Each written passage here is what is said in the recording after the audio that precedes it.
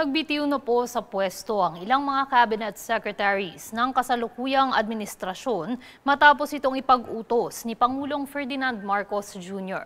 Kasama sa nagpasa na kanilang resignation ay sina DSWD Secretary Rex Gatchalian, DOTR Secretary Vince Dizon, DBM Secretary Amina Pangandaman, Finance Secretary Ralph Recto, DILG Secretary John Vic Remulla, Agriculture Secretary Francisco Laurel Jr.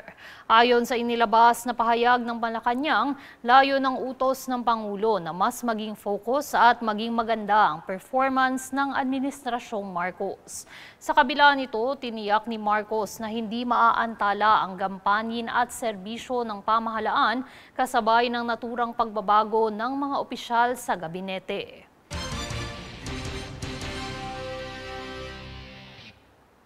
Sa ibang paksa, sa isang vlog, sinabi naman ni Pangulong Ferdinand Marcos Jr. na handa siyang makipagkasundo sa pamilyang Duterte.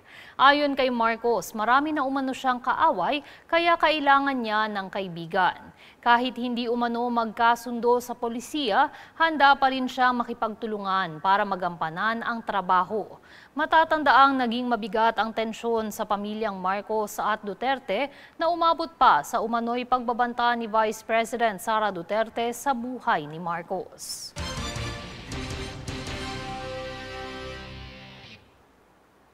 Samantala, kinilala ng Teachers Dignity Coalition o TDC ang karagdagang 16,000 posisyon sa DepEd pero iginiit na kulang pa rin ito. Ayon kay TDC National Chairperson Benjo Basa, masyadong malayo ang naturang bilang sa naitalang datos na 50,000 shortage ng posisyon sa ahensya. Kaya naman panawagan ng grupo gawing prioridad ng Administrasyong Marcos at ng mga mambabatas ang umano'y matagal ng krisis sa edukasyon.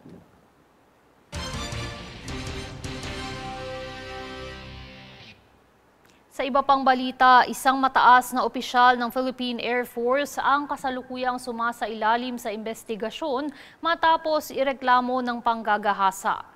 Ayon kay AFP Acting Spokesperson Colonel Maria Cherry Pai Fernandez, hindi kinukonsinte ng ahensya ang mga iligal na gawain ng mga uniformed personnel, kaya naman seryoso nila itong iniimbestigahan. Pinaghihinala ang January 29 ngayong taon nang mangyari ang insidente matapos ang isang night out event. Sinibak naman sa pwesto ang naturang opisyal matapos magsumite ng reklamo laban sa kanya.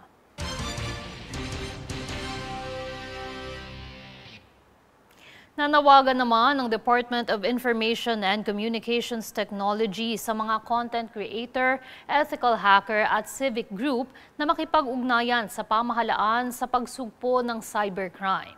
Ito ay kasunod ng pagkakalantad ng viral YouTube video na Scammers Panic After Getting Hacked live on CCTV na operasyon ng Scam Hub sa Cebu.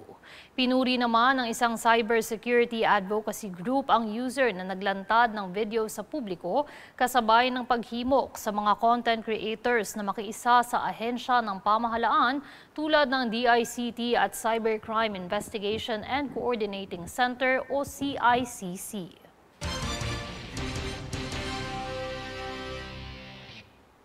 Samantala, sinuspinde na ng Land Transportation Office o LTO ang driver's license ng isang motovlogger na si Yana kaugnay ng insidente ng road rage sa Zambales.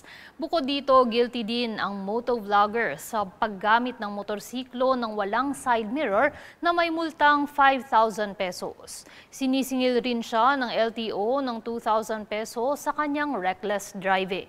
Matatandaang naging viral ang naturang vlogger matapos ang delikadong pag-overtake nito sa isang SUV na kanya ring pinag-initan ng ulo.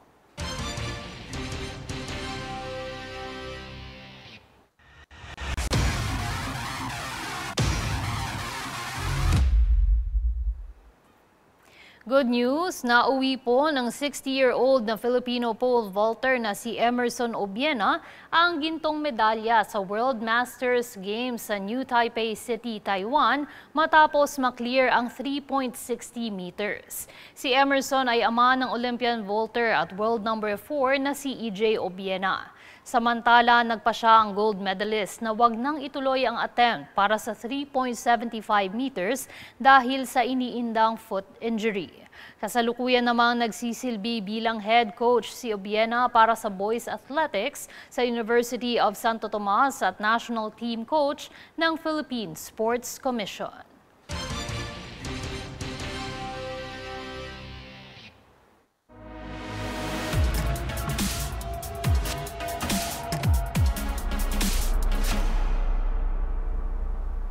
Pinoy Pride sa inanunsyong 7 bagong cast members ng Season 2 at 3 ng Avatar The Last Airbender nitong Miyerkules, kabilang dito ang 2 Filipino actors na sina Dolly De Leon at Jonjon Briones.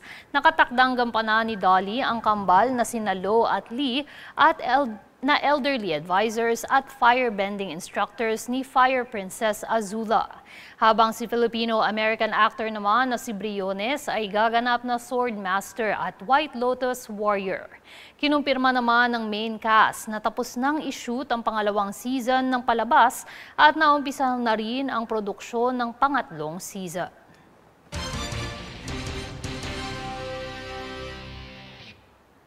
At narito ang recap ng mga nagbabagang balita ngayon.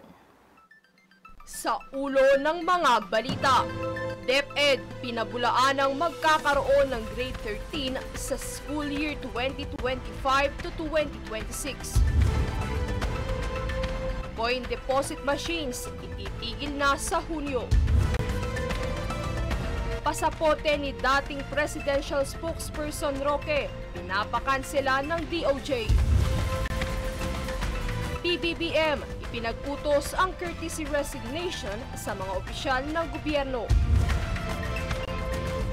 Emerson Obiena, nauwi ang gintong medalya sa World Masters Games 2025.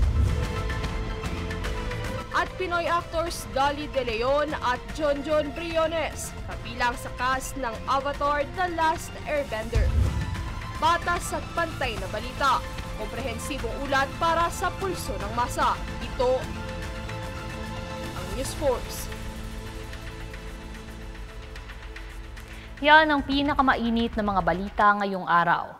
Manatiling nakatutok sa aming mga ulat at update sa aming Facebook page, facebook.com/Golden Nation Network at mag-subscribe sa aming YouTube account, youtube.com/@Golden Nation Network. Ako si Mai Salazar at ito ang News Force.